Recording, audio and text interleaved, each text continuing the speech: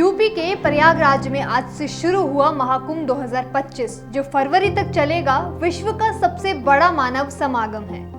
उत्तर प्रदेश सरकार के अनुसार इस आयोजन में लगभग 40 करोड़ लोगों के आने की संभावना है। ये 45 दिनों तक चलेगा और 26 फरवरी को महाशिवरात्रि के शाही स्नान के साथ इस महाकुंभ की समाप्ति हो जाएगी। ये महाकुंभ कई मायनों में खास है, जिसमें बड़े पैमाने पर तैयारियां, सुरक्षा व्यवस्था और कई नए आयोजन शामिल हैं। प्रयागराज, जिसे पहले इलाहाबाद के नाम से जाना जाता था, आज से दुनिया के सबसे बड़े जनसमूह की मेजबानी करेगा। गंगा, यमुना और पौराणिक सरस्वती के संगम पर 4000 हेक्टेयर में फैला एक अस्थायी जिला बनाया गया है, जहां अगले 45 दिनों तक देश विदेश से करोड़ों श्रद्धालु पवित्र स्नान के लिए आएंगे।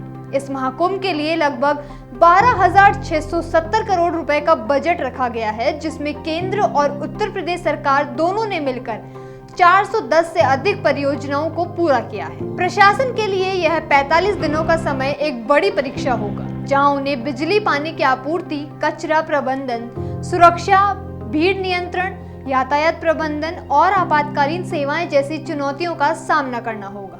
महाकुंभ, जिसे पहले पूर्ण कुंभ कहा जाता था, हर 12 साल में एक बार आयोजित होता है। जनवरी 2018 में उत्तर प्रदेश सरकार ने एक कानून पारित करके पूर्ण कुंभ का नाम बदलकर महाकुंभ कर दिया।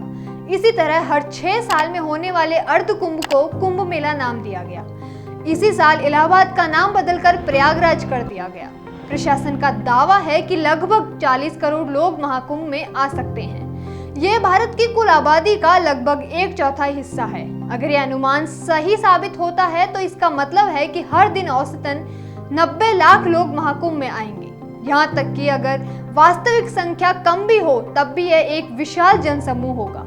इतनी बड़ी संख्या में लोगों के लिए 24x7 बिजली और पानी की आपूर्ति बनाए रखना, कचरे का निपटान, सुरक्षा का ध्यान रखना, भीड़ और यातायात का प्रबंधन करना और आपातकालीन और चिकित्सा सेवाएं प्रदान करना एक बहुत बड़ी चुनौती होगी।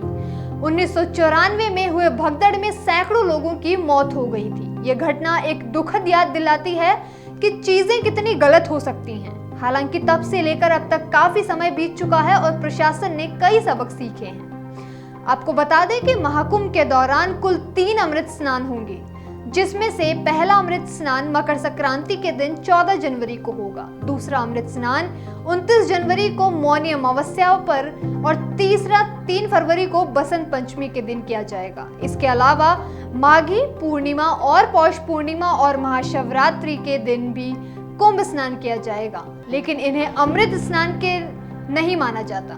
महाकुंभ के दौरान कुछ विशेष तिथियों पर होने वाले स्नान को शाही स्नान कहा जाता है। इस नाम के पीछे विशेष महत्व और सांस्कृतिक पृष्ठभूमि है। माना जाता है कि नागा साधुओं को उनकी धार्मिक निष्ठा के कारण सबसे पहले स्नान करने का अवसर दिया जाता है।